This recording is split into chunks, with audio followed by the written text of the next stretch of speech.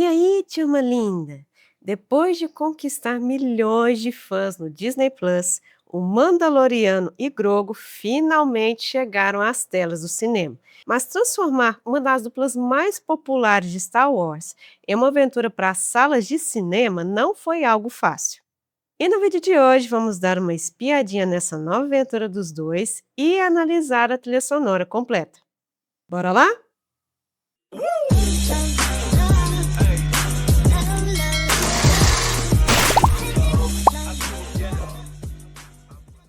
O filme O Mandaloriano e Grogu chegou ao cinema em 2026 como missão cadinho complicada: transformar uma das duplas mais populares de Star Wars em protagonista de uma aventura cinematográfica sem perder aquilo que fez a série funcionar. A impressão que fica é mais um meio termo, porque a história é divertida, o visual é cabuloso e o filme consegue manter a química entre Din Djarin e Grogu, mas também sofre com um problema importante. Em muitos momentos, o filme mais parece um episódio maior da série Mandaloriano do que uma história que realmente precisava existir na tela grande do cinema. O enredo acontece depois dos acontecimentos da série e acompanha os dois personagens em uma nova aventura numa galáxia que ainda está tentando se reorganizar depois da queda do Império. A Nova República está tentando construir seu poder enquanto antigos aliados capirotescos do Império continuam sendo uma ameaça. O Mandaloriano acaba se envolvendo numa missão que coloca novamente suas habilidades como caçador de recompensas à prova. Já Grogu começa a assumir responsabilidades maiores, e essa mudança nele é uma das coisas que mais chama atenção para o filme, porque no começo da série, Grogu era apenas uma criança que precisava ser protegida, mas aos poucos ele acabou se tornando um filho e parte importantíssima da vida do Mandaloriano. No filme, ele precisa ensinar Grogu a sobreviver e, ao mesmo tempo, começar a confiar de que ele vai conseguir se virar sozinho sem a presença dele. E isso dá à história outro tipo de dimensão emocional. A relação entre os dois deixa de ser apenas a de um adulto protegendo uma criança e começa a se aproximar cada vez mais na relação de um pai com o filho que está crescendo. E um pai, infelizmente, não pode proteger o filho para sempre. Então o filme mostra o amadurecimento de Grogu em assumir mais responsabilidades, enquanto Din precisa confiar nele e o preparar para o futuro. Pausa rapidinho aqui no vídeo para convidar vocês para conhecer o meu livro O Fabricante de Bonecas. Uma história que mostra como ser mais humano está muito mais ligado às nossas atitudes do que apenas à nossa carne. Escaneiem o QR Code na tela ou cliquem no link da descrição.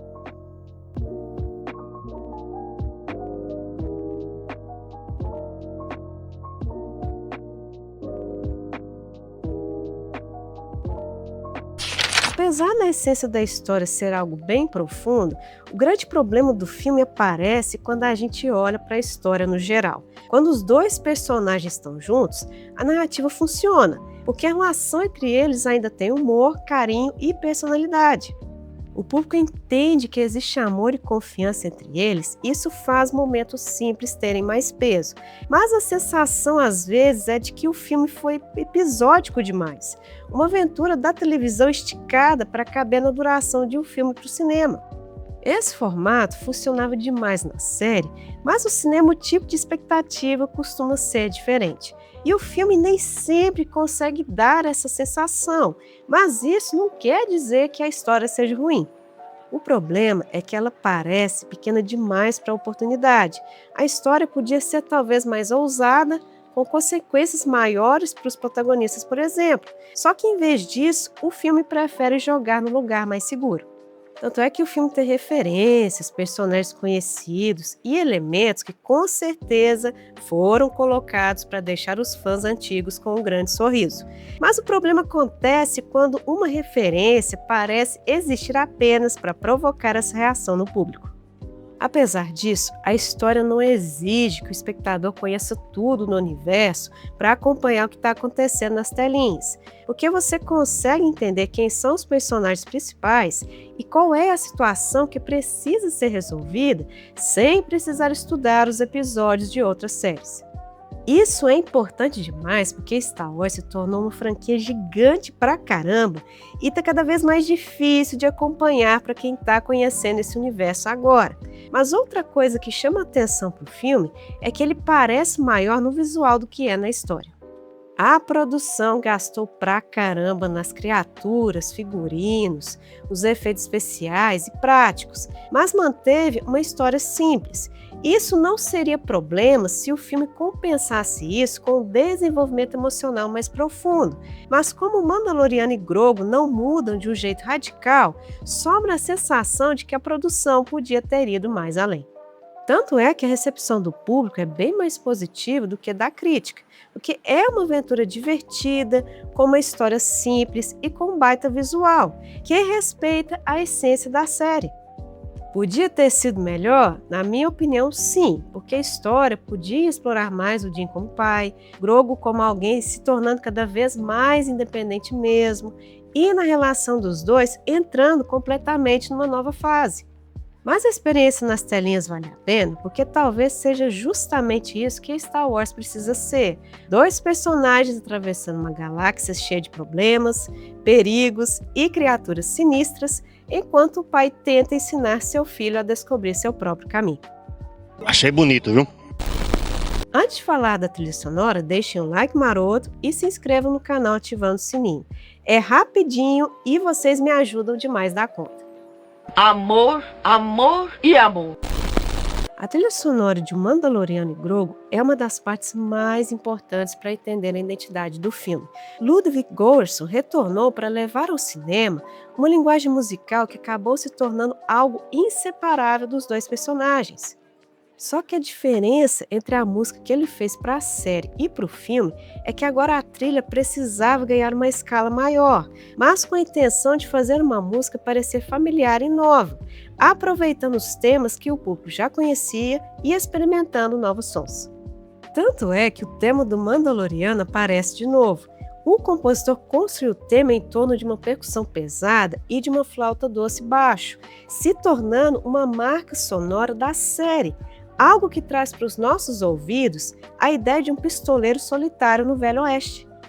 No filme, esse material continua sendo importantíssimo, e o aumento da orquestra e a presença do coral permitem que temas conhecidos da série voltem de um jeito mais grandioso, sem perder a personalidade que eles têm nas telinhas.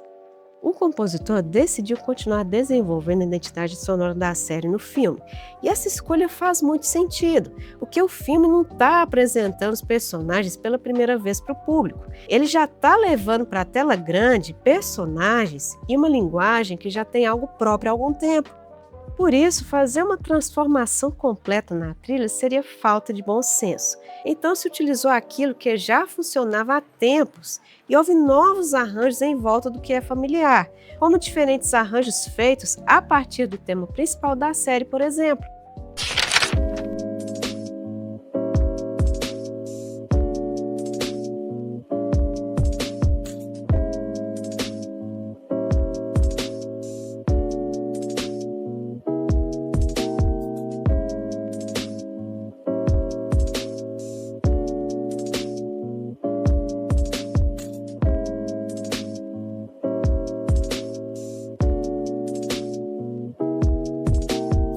A mistura entre orquestra e elementos eletrônicos continua sendo algo que chama demais atenção. Mesmo com temas já conhecidos, o compositor trouxe novos sons para o filme, utilizando sintetizadores e efeitos sonoros. Isso faz com que a trilha tenha uma orquestração que chama ainda mais atenção, com temas mais grandiosos, mas também dividindo essa influência mais tradicional com os sons eletrônicos.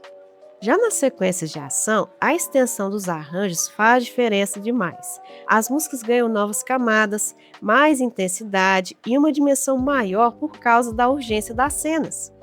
Isso não quer dizer que a trilha tenta se tornar uma nova versão da música clássica de Star Wars, porque o som de Ludwig Göransson é bem diferente do de John Williams, e há outras formas de construir uma identidade musical dentro desse universo. Tanto é que a presença de efeitos sonoros em algumas faixas mostra isso. E essa mistura entre design de som e trilha pode agradar alguns, mas para outros pode parecer um pouco incômodo para os ouvidos, justamente porque esses sons fogem do comum nas trilhas de produções anteriores do universo de Star Wars. A trilha sonora de Mandaloriano e Grogu representa muito mais uma evolução do que uma revolução, porque a linguagem sonora já conhecida está presente praticamente o tempo inteiro, mas recebeu uma atualização mais cabulosa para a história e para os ouvidos. O compositor conseguiu fazer algo novo sem apenas copiar e colar o material da série. Temos novas ideias, novas texturas e arranjos, mas o coração da trilha continua sendo o mesmo. Ele construiu algo diferente, com uma identidade própria para o universo de Din Djarin e Grogu, fazendo com que a essência deles se tornasse ainda maior na trilha.